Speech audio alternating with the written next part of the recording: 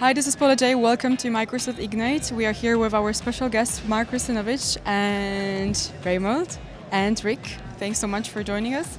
So we've got Mark to you a bunch of questions, if you're okay with that. Sure. But let's start with something soft. Since you are doing such an amazing things at Microsoft, everybody would need to know, what was your first job? My first job was a paperboy.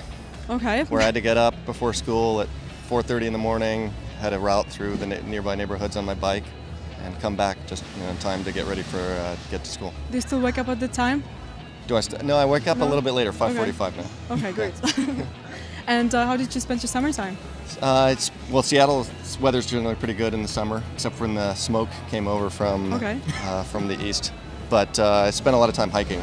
That's what really? I like to do That's cool. Do you do like this kind of a couple of days trips? No, it's mostly just a few hours. Okay. Kind of hikes nearby. There's a ton of places around. Yeah, Seattle. This is where you find the silence, where you can focus and so on. Yeah, that's right. Yeah. Okay, that's great. Yeah. And what's out there for future in technology that you would like to see? Future in technology. Well, I think one of the things that I think fascinates me is the evolution of the data center and what servers look like, because I think we're going to see a lot of change over the next 5 years. You know, right now it's rack and stack server blades, but what we're going to is kind of rack scale architectures, I think, where memory and compute is disaggregated, accelerators is disaggregated, but it's all in a tight fabric. So you can combine resources dynamically. I think that. And do you see some challenges for security that are upcoming, including the blockchain that you were mentioning, etc.? Yeah, well, I think security is always a challenge, and it's always a matter of raising the bar. And one of the things that I just talked about this morning is about confidential computing, which is leveraging trusted execution environments to protect data. That will be raising the bar yet again, but then there will be other challenges that we'll have to go address there as well. Absolutely. Thanks so much. Okay. Mark. I watched the schedule, of course, and I'm planning to attend your sessions, as always. This time there is no more case of the unexplained, but you're doing a session on blockchain. That's right. What are Microsoft plans with blockchain?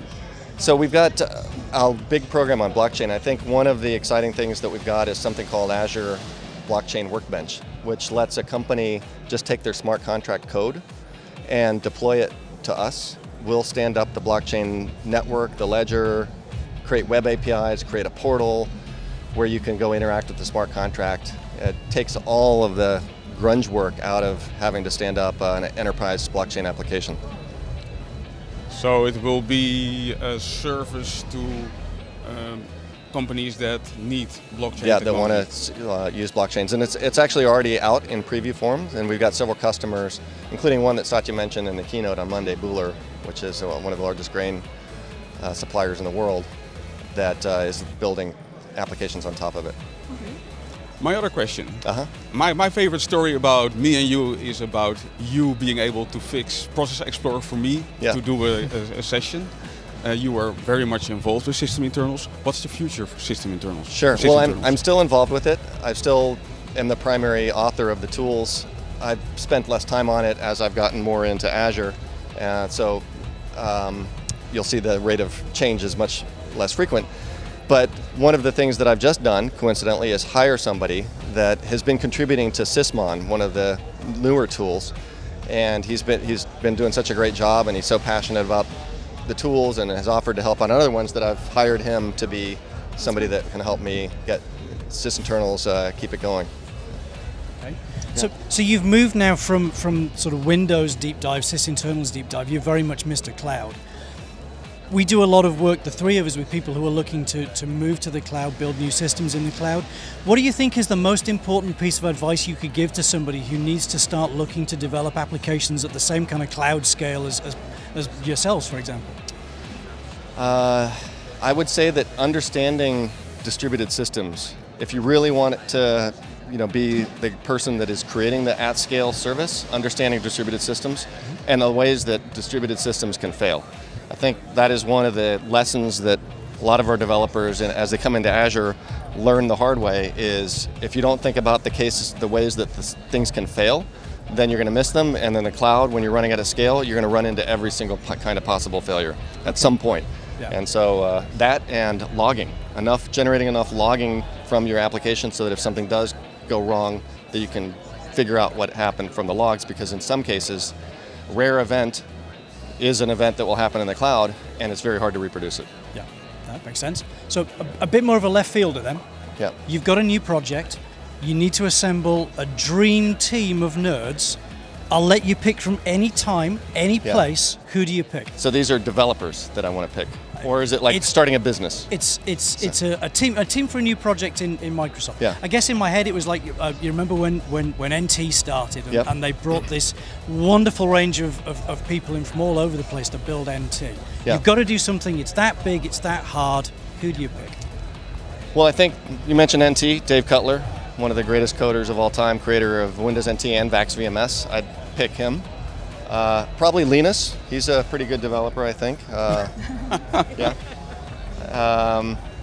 Let's see, who else would I pick?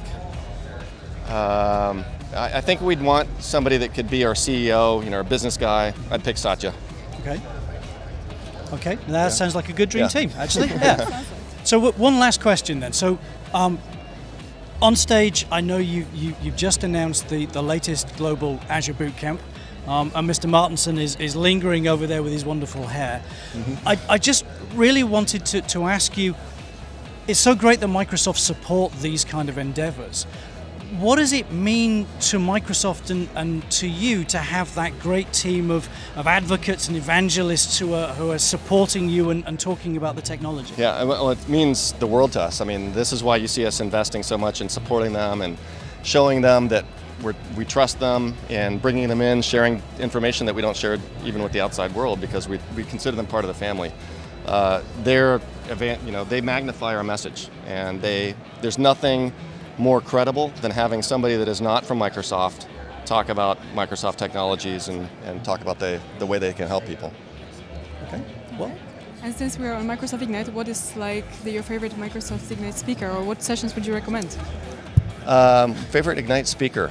That's a tough one. Not Jeffrey Snover. No, actually, Jeffrey's a pretty good speaker. His sessions are always fun. Corey Sanders is a fun speaker. Absolutely. As well. Yeah.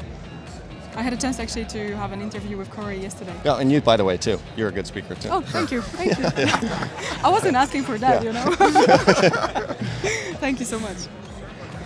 Any questions? No. Yeah, absolutely. We're all good? Yep. No. All right. We know what we want to know? 100%?